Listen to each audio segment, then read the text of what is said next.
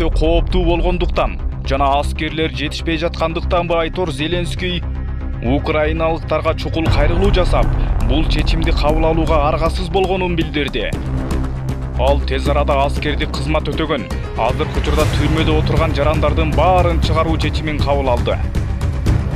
Бүгүн 28 февралда Украина президенти Владимир Зеленский украиналыктарга чукул кайрылуу жасады. Бул тууралуу чет элдик маалымат каражаттары жазып чыкты. Зеленский бул чечимди кабыл алууга аргасыз болгонун билдирди. Бушайман болгон Зеленский Украина Евробиримдикке дароо кошулууну каалайт. Президент Владимир Зеленский Евробиримдикке кайрылып, аталган биримдикке жаңы шартта Украинаны тезинен кошуу өтүнүчү менен чыкты. Анда Зеленский чукул кайрылуу жасап, биз тарапта болгон өнөктөшүүбүзгө ыраазычылык билдиребиз. Бирок биздин максатыбыз бардык европалыктар менен бирге болуу жана тең укуктуу болуу деп билдирди Зеленский. Зеленский Украина аскерлерин өз мамлекети үчүн, демек бүткүл Европадагы тынчтык, теңдик жана демократия үчүн күрөшүп жаткан европалыктар билишет деп ишенет. Украинадагы согуш эмне менен бүтөт? Россия Украинада баштаган согуш эмне менен бүтөрү бүдөмөк болуп турганда ар кандай талкууга алынды. Путиндин Россиянын өзөктүк куралын өзгөчө согуштук даярдыкка келтирүүгө буйрук бергени өзүнчө бир откомай бүрккөн кабар болуп турат. Эл күткөн жакшы ойлор ого тушуулардын кан төгүүнүн токтошу. Бул эми көп жагынан алганда Москванын койгон шартына Киев канчалык макул болот, ошого жараша ишке ашат. Эки өлкө сүйлөшүүлөрдү өткөрүп баштады. Украина нейтралитет макамын талкуулаганга даяр экенин билдирүүдө. Украинанын нейтралитет макамы гана сактап калат. Стратегиялык кол салуу куралдары жок өлкө болушу керек. Өзөктүк мамлекетке айланбашы керек. Химиялык лабораторияларды курбашы керек. Өзүнүн аймагында НАТОнун оперативдүү тактикалык ядролук куралдарын койдурбашы керек. Путин ушуга макул болот. Андай болбосо башка варианттары боюнча абдан кыйын болот. Россия киргенден кийин аскерин кайра оңой менен чыгарбайт. Бул Түрк армиясынын күрд козголоочуларына каршы согуш эмес, анткени Курдистан дүйнөдөгү мамлекет статусу жок элде, а Украина таанылган статусу бар мамлекет. Ошондуктан менин оюмча Украинаны нейтралдуу макамга Путин мажбурлайт. Эрдоган же Британия, Германия сыяктуу өлкөлөрдүн лидерлери кийлигишип ортомчу болгондо Путин ынанып макул болот. Бирок көзөмөлдөөчү системаны өзүнүн колунда кармайт. Путиндин кол астында кандай коркунучтуу оперативдүү маалымат жатат, аны айтыш кыйын. Оперативдүү каналдар менен адамзат көп жагынан билбеген маалымат келет да, дейт бишкектик эксперт Турат Акимов. Раз батыш өлкөлөрүнүн кеңири колдоосуна ээ болуп жардам алып жаткан Украинадагы Москвага өзүнүн шарттарын коет, анан дароо эле Москванын ыгына көнөт деп айтууга болбойт. Бирок сүйлөшүүлөр оңунан чыкпай оздугуп кетсе, Россия күчтөрү Украинаны баш калаасы Киевден бери ээлеп алган күндө дагы кырдаалды көзөмөлдөп турганга күчү жетеби? Украина армиясы жеңилген менен партизандык кыймыл күчөп кетиши мүмкүн. Дагы бир Оганстан пайда болбойбу? Бир жагынан Оганстандагы партизандык согушту Советтер Союзу да, АКШ да жеңе алган жок. Ошол эле учурда АКШнын Сирияда соңку 10 жылда партизандык топторду даярдоо аракетин өзүнө актаган жок. Россиянын буга күчү жетпейт, дейт Турат Акимов. Путинде эки чоң глобалдык согуштун методикасы бар. Партизандык согушту оңой эле жеңет, анткени Кавказда 10 жылдык согушту бүтүргөн. Сириядагы ислам мамлекетинин башка кылмыштуу топтордун баарын талкалаган. Ошондуктан орус армиясынын методологиясы күчтүү. Бирок азыр батыш өлкөлөрү Россияга оңбогондой оор санкцияларды салып баштады. Батыш өлкөлөрү Россиянын учактарына аба мейкиндигин жапты. Орус банктарын өздөрүнүн финанс системасын чыгарып жатышат. Бүт батыш өлкөлөрү орус газынан баш тарткан жатат. Мындай санкциялар Россияны да алсыратпай койбойт. Анда эмне болот? Орустар чыдайт, алардын өздөрүнүн айтканы бар. Мы выдержали Ленинградскую блокаду. Была водка, картошка и селедка. Остальное чепуха, дейт Турат Акимов.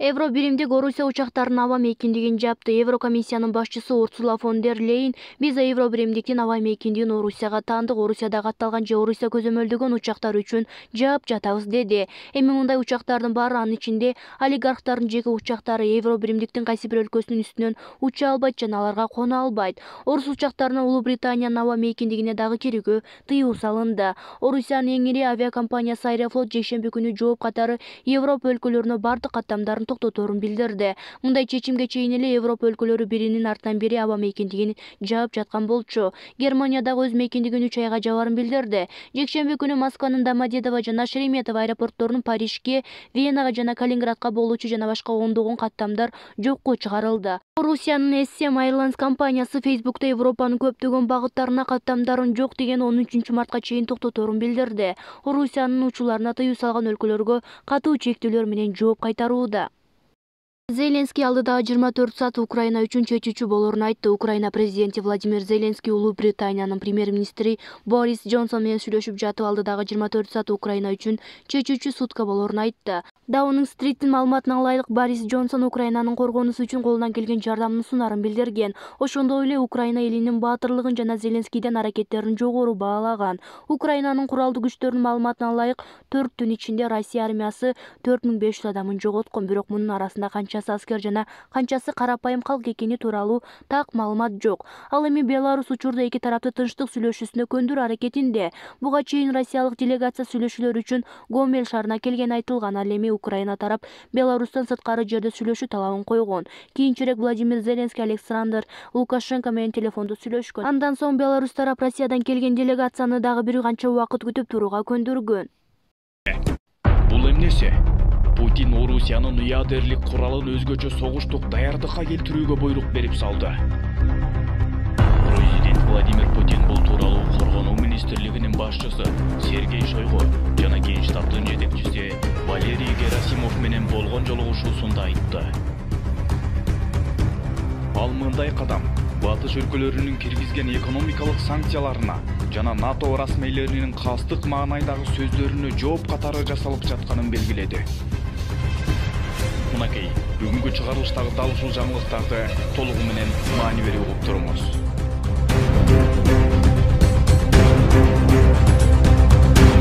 Кыскасы, баарын түшүндүңөр деп ойлойм.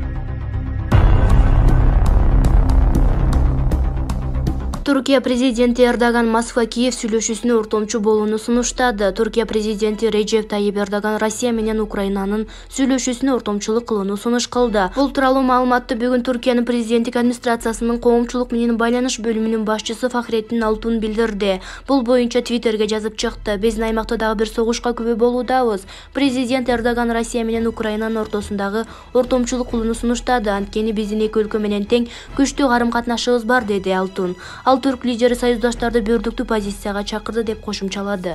Украинадагы согуш узакка созулуп, партизандык мүнөзгө өтүп кетсе, Россия жеңилет, бул анык эле нерсе. Мисал катары Афганистанда эле алсак болот. Бир эмес эки ядролук державанын мүйүзү сынды.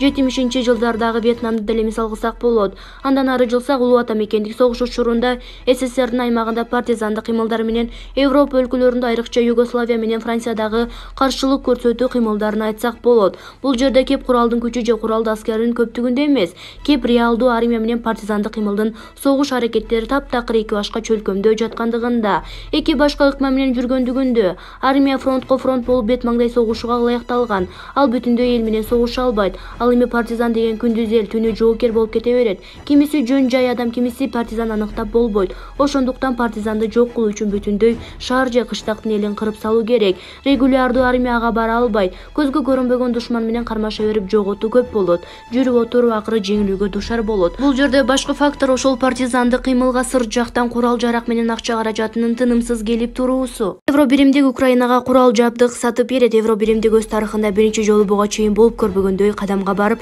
Украинага курал жабдык сатып берүүнү көздөп жатат. Бул тууралуу 27 февралда Шаркетке мүчө мамлекеттердин тышкы иштер министрлеринин жыйынынан кийин белгилүү болду. Бул деген Украинанын куралдуу күчтөрүнө миллиондогон еврого абадан коргонуу, танктарга каршы системаларды жана башка аскердик техниканы сатып берүү дегенди билдирет. Ошондой эле бул планга коргонуучу медициналык каражаттар, күйүүчү майлоочу майларды жеткирүү дагы кирет. Евробиримдик тарыхында биринчи жолу кол салууга кабылган мамлекетке курал жабдык сатып берет, деди Еврокомиссиянын президенти Урсула фон дер Ляйен. Ошондой эле жыйында Евробиримдиктин аба мейкиндигин толугу менен орусиялык учактар үчүн жабуу жана Шаркеттин аймагында Кремль көзөмөлдөгөн Россия Today жана Спутник медиаларынын ишмердүүлүгүн токтотту. Беларуска санкция салуу чечимдери да кабыл алынды.